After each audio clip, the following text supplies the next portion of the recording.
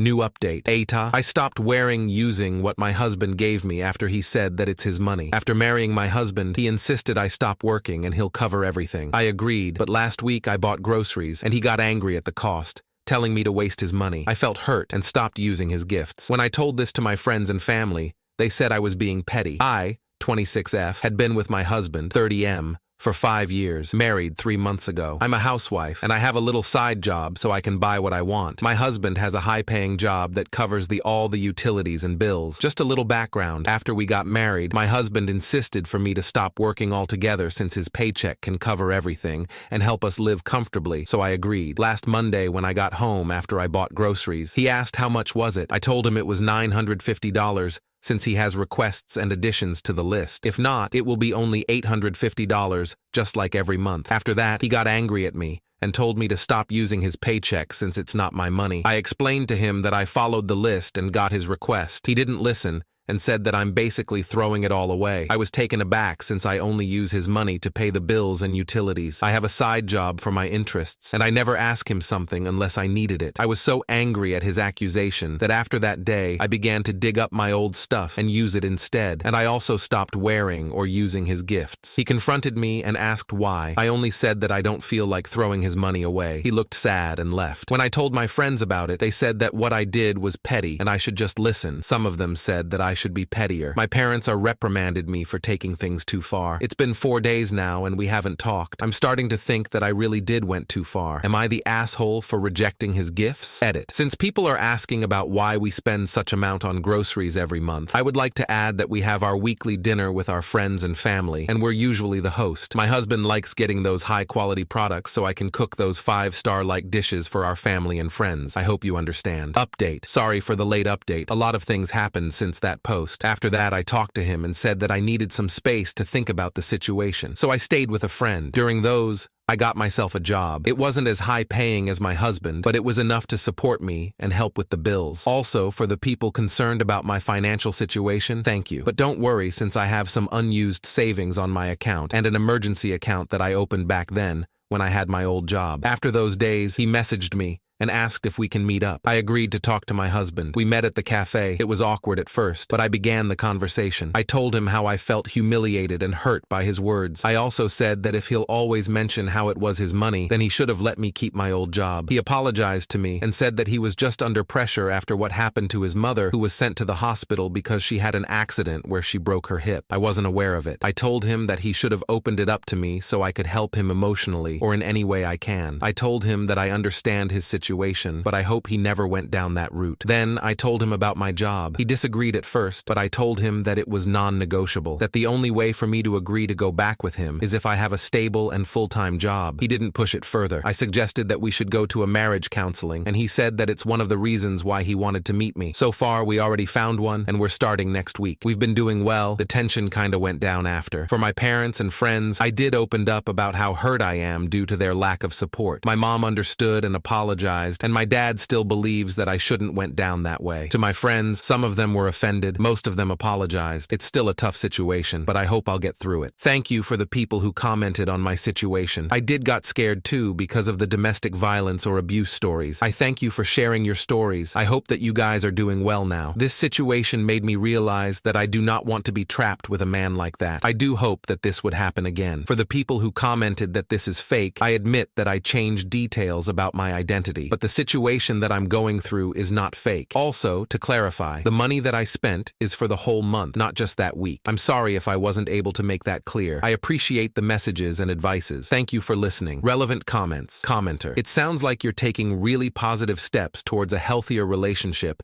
and establishing your independence. It's great that you and your husband are willing to work on things together, and I hope counseling helps you both. Remember to prioritize your needs and boundaries. Wishing you the best on this journey. Commenter. The worry here is that he's placating you. This was seemingly an attempt to take complete control, stop you working, make you completely dependent, then shut the door on you spending his money rather than him considering income joint money. Now he has an excuse. His mother was in an accident and broke her hip, but he didn't tell you about it. That's another red flag. Not telling you about a major incident in the family is baffling, but a lot of what happens in these situations is the abuse cycle will start again. Maybe he'll push for you to get pregnant, then stop work, then he'll go back to trying to control you. Can you ever know that he realized he was wrong versus is just playing nice till he tries again? Tough to know. I would honestly want something like a post-nup here. If he decides to ask you to not work again, or you don't work after having kids, then he has to make a reasonable percentage of his income available for spending on basic things like clothing, going out, enjoying life. Basically, he either realizes that supporting your partner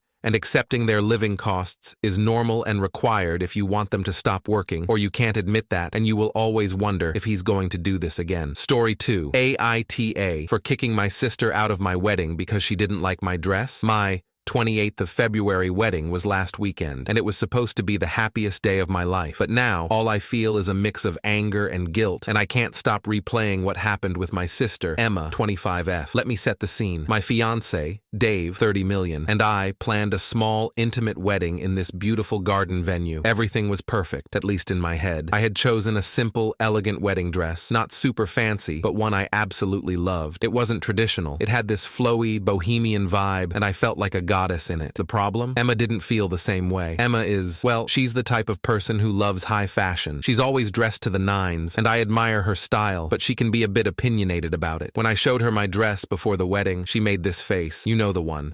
I'm trying to be polite, but I hate this face. I brushed it off, thinking it was just her personal taste, and we moved on. Fast forward to the wedding day. Emma arrives at the venue, and the first thing she says to me is, "Are you really going to wear that?" I'm standing there, getting my hair done, in my robe, moments before walking down the aisle, and she's critiquing my dress. I try to laugh it off, but she keeps going. You know, this would have been the perfect opportunity to wear something a bit more classy. I mean, you're the bride. Don't you want to wow everyone? Her words were like a punch to the gut. I had spent months planning this day, and this was the dress I felt comfortable and beautiful in. I asked her to drop it, but she just wouldn't let it go. Emma started suggesting other dresses I could have chosen, even saying, "I could have helped you find something so much better." I lost it. I told her, "Emma, if you can't support me today, then maybe you shouldn't be here." She looked at me like I had just slapped her, and then she stormed off. I thought she was just going to cool down, but instead, she left the wedding entirely. My parents were furious with me for ruining the family dynamic and accused me of overreacting. They said Emma was just being Emma, and I should have let it go. Dave supports me, but I can tell he's uncomfortable with all the family drama now. Since then, Emma hasn't spoken to me. My parents have been sending passive-aggressive texts about how family is more important than a dress, and now I'm questioning whether I really did overreact. I just wanted to feel special on my wedding day, and instead, I feel like I pushed my sister away over something petty. So, AITAH? Relevant comments. Commenter. NTA. Do not contact her. She will just invite more drama in your life. Nobody asked her to leave, and you didn't kick her out. You just told her to step off and behave. Whatever she did afterward was her choice. She should apologize to you, not the other way around. Commenter. If family is more important than a dress, why aren't mom and dad telling the sister that? Like, "Hey Emma, your sister is more important than the dress she is wearing. Shut your cake hole." Commenter. Text your parents back saying, "You're right. Family is more important than a dress." It's too bad Emma doesn't understand that. Maybe if she did, she wouldn't have repeatedly insulted my dress moments before I was set to walk down the aisle. Maybe if she understood the importance of family, she'd have actually been supportive of me, her family. I don't know why she's failed to learn to be supportive of family, but maybe you guys can try to teach her this. Story 3. AITAH. If I press charges on my brother's girlfriend after she called my family white trash and continues to harass me after my birthday dinner, this is a throwaway since all my brothers and co-workers know my main. The people in this situation of mine, aside from myself, are my husband Mark, 35, my brothers Owen, 29, Jack, 28, Kyle,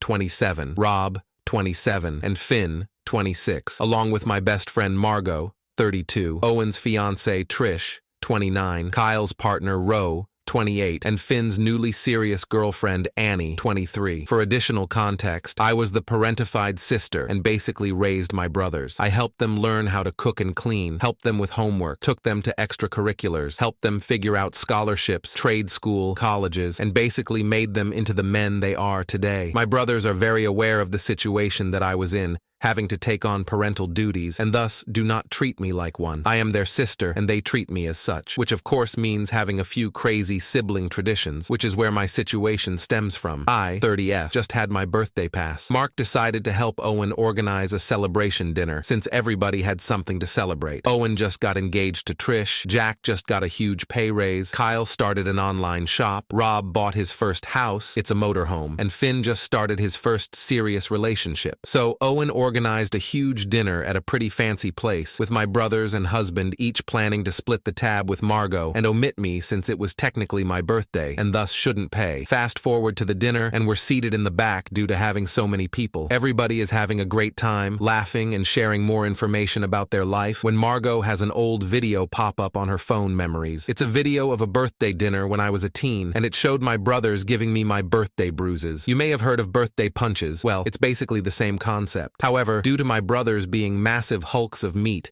and me being no more than 5 feet 1 inch, they opt to flick me instead, so I'll get a tiny bruise instead of looking like I was jumped. Rob decides to start with the birthday bruises tradition, each of my brothers opting to flick me 6 times, so this way I get an even 30 flicks, with Margot and Mark each giving me 2 for good luck. Did it look strange? Probably, but we already stood out in the restaurant since we had so many people. And it's not like we made it a big show. I simply went around the table to each of my brothers. Trish and Ro were laughing, well aware of the familial situation and that it was all in good fun. But I did notice Annie didn't really seem to be comfortable, so when she went to the bathroom, I decided to check on her. Old habits die hard. I didn't approach her until she was washing her hands and asked her if everything was okay. She simply sneered and said we were embarrassing and low class. I told her that I didn't understand the attitude, that tonight was meant to be happy and we were just being ourselves. To be completely honest, my words were along the lines of, this is who we are, we're siblings, we hit each other, it's not that deep. She once again sneered and said, well, this is a place where it's not okay to be yourselves, with a mocking tone. She then stormed out of the bathroom,